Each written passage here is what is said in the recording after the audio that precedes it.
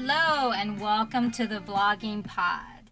Today we are joined by US Today's best-selling genre author, Dahlia Rose. Welcome, Dahlia. Hi, everyone.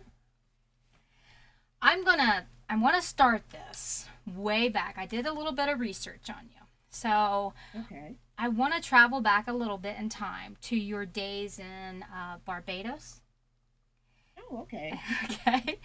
That's way back. Well, a little bit, yeah. I was really surprised. So I pulled you a little bit of everywhere on the internet. Anything I could find your name listed, I was in there. hmm Um, I basically want to, I really am just so curious of your move from a paradise island to Charlotte, North Carolina.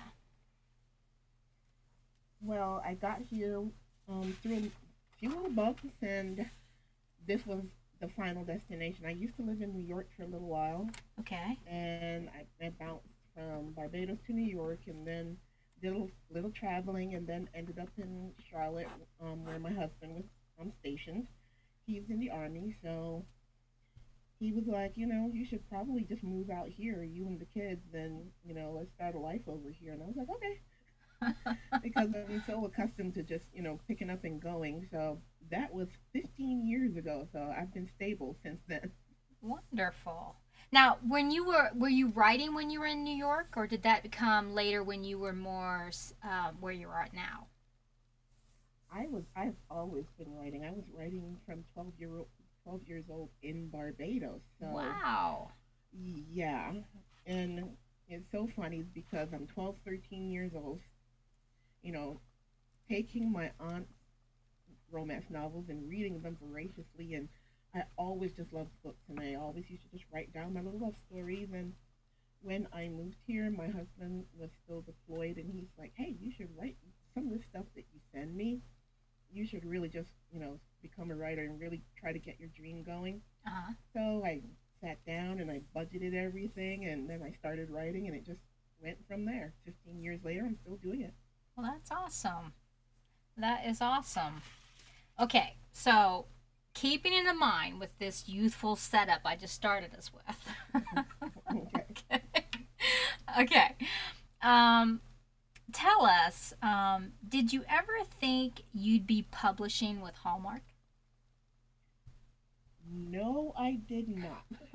That in itself is amazing. Right. And this just happened last year because of Naima Simone. And if you don't know Naima and her books, you guys need to really check them out. She's with Harlequin and a bunch of other places.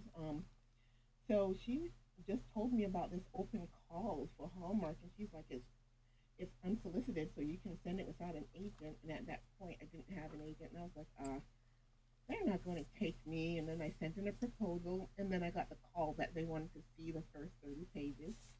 We freaked out a little bit on the telephone, and then it just went from there. Went back and forth, and then I got that call from Hallmark saying that they wanted my book, and yeah, I went a little crazy there for a minute. Sweated profusely, almost fainted, but yep, that was it, and that was like, oh my god, I'm with Hallmark. That's fantastic. Now, keeping that in mind, because you just brought up an interesting point. You said you didn't have an agent, but with all this popularity that it's now shining on you, now I say that loosely because there's another question because I was surprised about how many books, but I don't want to get too far ahead of myself. Okay, so Okay. we'll pin a pin in that popularity because I was massively impressed by how many books you have published. However, but you were talking about agents. Has it now come to the point where you have hired an agent? I actually pitched to an agent soon after the whole Hallmark contract, and I pitched to an agent, and we really connected, and she wanted to talk to me more, and we got on a Zoom call, and we really had this great conversation, and then she said, "Hey, how about you being one of my clients?" And I was like, "Yeah, of course." So now I'm repped by Julie Gwynn from the Seymour Agency, and she is amazing. Well, that's awesome. That's very good. Okay. Let's see what else I've got here. Um, I write notes as we're going, so it's sometimes when we talk, it kind of like scratches out what I've asked next. So let's see. Okay, let's go back to the Hallmark for a second. Can you share Okay. any details about that at this time, or do you have to wait on that? I can share some because we are on pre-order on Amazon. The book is called Mistletoe and Juno. We are waiting on the cover reveal. I couldn't reveal a cover because Hallmark does the cover reveal and then I can do it. Uh huh. So I'm still waiting on that. But it's Mistletoe and Juno. You can find it for pre-order on Amazon and a bunch of other places. And basically, it's a love story, fish out of water. My heroine is like an influencer. She moves from New York to go see her friend for Christmas Uh in huh. Juneau. And this is like a New Yorker basically, jumping into the snow and the ice in a small town and, falling for the town sheriff who happens to be a retired disabled veteran and he lost his leg Mm-hmm. and his name is Declan and her name is Danny.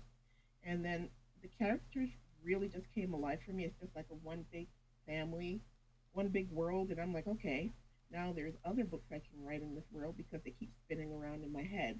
But it's really a lovely Christmas story, and it's really sweet, and it will be out in October 19th of this year.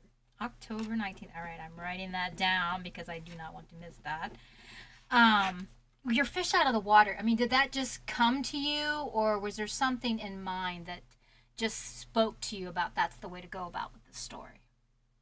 I think it's more it spoke to me because I generally think about myself as a fish out of water. I left an island that I grew up in, and it's so completely different to the United States. And then not only did I leave an island, I didn't go to a small town. I went to New York. And they say if you can survive New York, you can live anywhere, and that is true. Well, how So, small? Go ahead, hon. go ahead. I'm Okay. sorry. No, no, you're fine. It's kind of hard to pace it sometimes on this. When you talk about a small town, now how small are where you are now in Charlotte? Charlotte is a growing metropolis, as I like to say. It's called Little New York Mm-hmm. or the Queen City, and it's pretty much huge. We live in a little suburb close. It's called Mint Hill, Mm-hmm. and it's quiet and serene. And I have my office, and it's just completely different to New York City, where everything just constantly moves 24/7.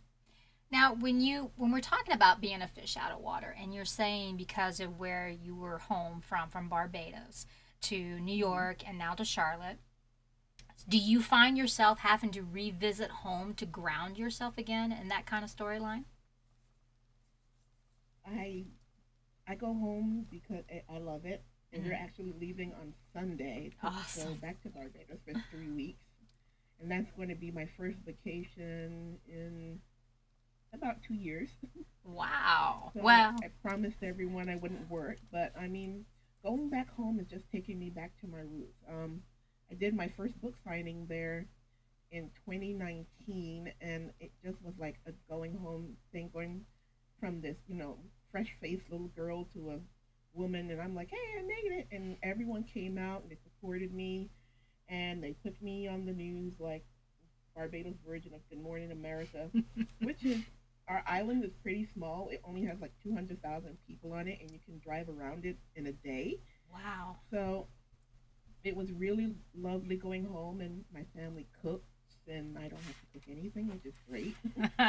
And they feed me, and it's the beaches and everything. So going home is like a mental and physical vacation because I don't have to think there like I do here. Right. I can just relax. That makes perfect sense. That does sound very relaxing. Now, we've talked a little bit about your future endeavors. Now, let's Hmm. talk about something a little more current, a love hate relationship. Tell us a little bit about this newest book's origin. This newest book is again a little bit fish out of water. I have my hero and heroine moving from big cities to be state prosecutors in Wyoming, of all places. And they instantly dislike each other. She's like Miss Perfect. She likes every, T crossed and every I dotted, and he likes to, wing it, even in court, and it drives her crazy. And for some reason, they kind of clicked and end up having this great one night of intimacy, and then she ends up pregnant because of it. And they're like, well, that was great and all, but we don't like each other, so we have to navigate this now. Wow, that sounds like a really good book. Um, let's see. Pardon me for that. Um, we spoke a little bit about the future and your current work. Now, let's turn back in time again. I know. It's a little or a lot since you've published 154 books. Am I correct?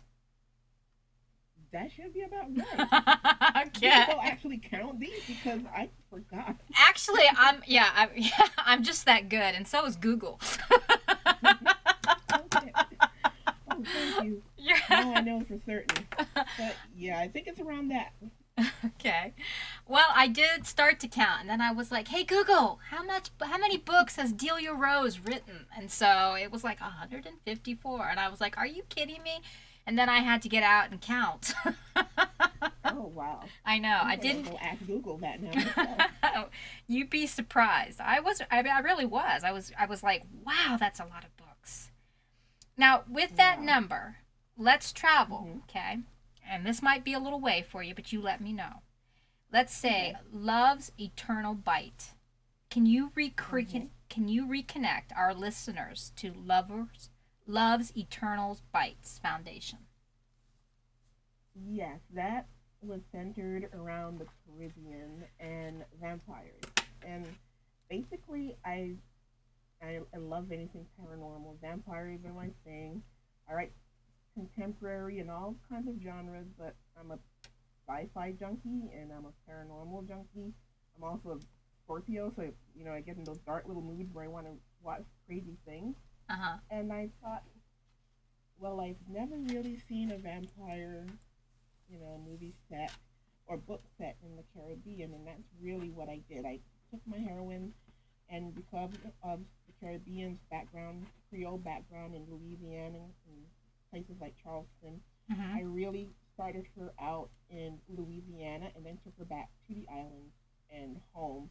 And by the time she goes back home, she's a vampire and she's with, her maker. Mhm. And they are really, he's trying to protect her and she's, hungry and ready to feed. I tell people I don't write sparkly vampires and I don't write sweet werewolves. I write predators because essentially that's what they are. Mhm. So I really loved navigating Love's Eternal Bite through the Caribbean. So, how many times would you say that you have written vampire? I mean, along that line of vampires in your books. Was I this the think only once, or have you want to decide to take another take at it each time? I have given it a few different spins throughout the years, and I write. I think I go where my ideas take me, and they're not all set in the Caribbean. I mean, I islands are small, and there's only so much I can do there, and I like to set them all over the world. But sometimes, what the basis is that my heroines are usually going to be African American or have some kind of Caribbean or cultural background, and my heroes are, Caucasian because interracial, and that's kind of like my life right now. My whole family is, interracial, Mm-hmm. and my husband is Caucasian, and I am a Caribbean girl. So I take it all over the world, but I always try to give them a little bit of my heritage and the culture that I grew up with. Well, that's interesting. So, you like to keep it close to home, something familiar that what you are, what you're about, and what you're most familiar with. Yes. Somewhat, but I do, with 154 books, that would probably get a little stale. And as my husband says, my mind never shuts down because I'll come out of the shower and I'll be like, honey, guess what I just thought of? And he's like, another book plot. I'm like, yes. And so I just have this wild imagination that keeps going and going and going. So if I think about it and I think it's plausible and it interests me enough, with enough research and enough time, I'll probably write a book about it. I was going to ask you if you were going to say yes to that answer. I had a lot more questions for Hunter, but yeah, I just let the questions go where they go. Okay, so how do you think you've changed as an author from the first time that you wrote Love's Eternal Bright from 2010 to today's A Love-Hate Relationship from 2021?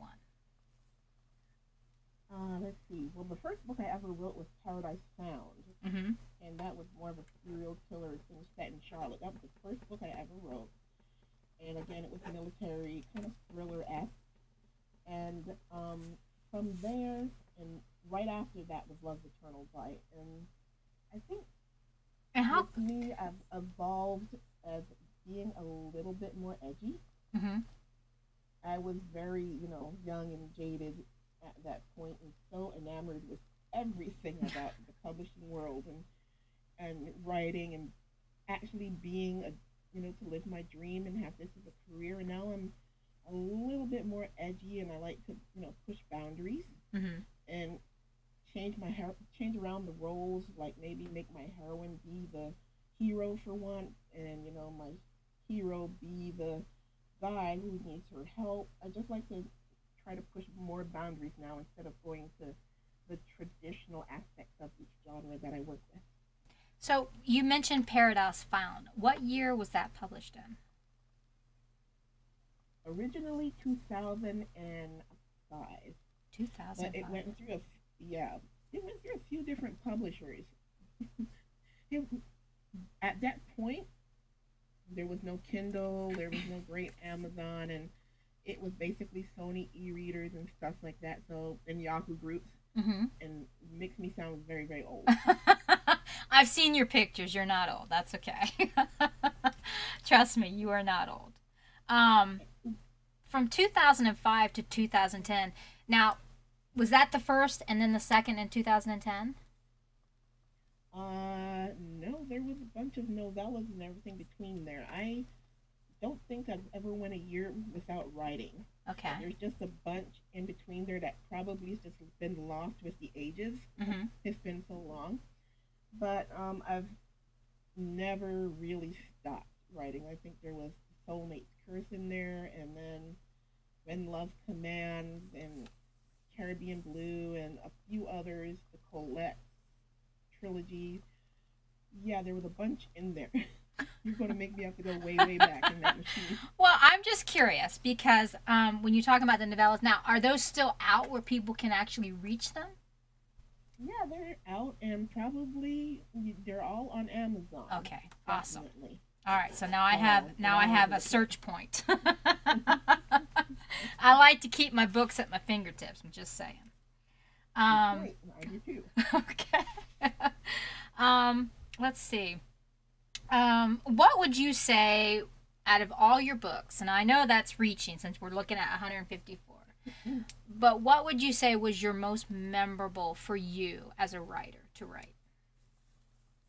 I think my most memorable for me was the Billionaires Baby, because with that I really, or any of my Christmas books, because those are like two of the things that I really love. I love children and I love Christmas.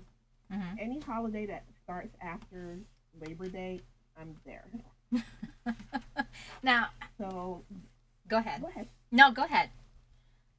From there, I think that Billionaire's Baby was one of my really well received books. I mean, that really just told me that I had readers out there.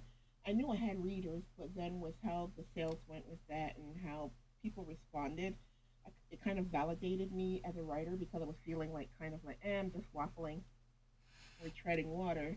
And from there, I was like, okay, people actually like my work. And that really is a great feeling, isn't it? It is, definitely is. Now, we have about 39 seconds left. What would you like your readers to take away from this? What would you like them to know most about you as an author? I think that I would like them to know that I am the person that they see on the internet, this person they see on Facebook acting goofy, being a kid. That's me all around. A lot of people like to think that, that we're putting on a face, but I really can't do that. And I'm just this down to earth girl that likes to do crazy things and get out and explore. And I hope that I bring some of my experiences to them in my work. Wonderful. I want to thank you so much for joining me today. And thank you so much, listeners. I hope that you'll tune in with us again this coming Thursday for another author interview. Thank you very much, everyone. Thank you so much.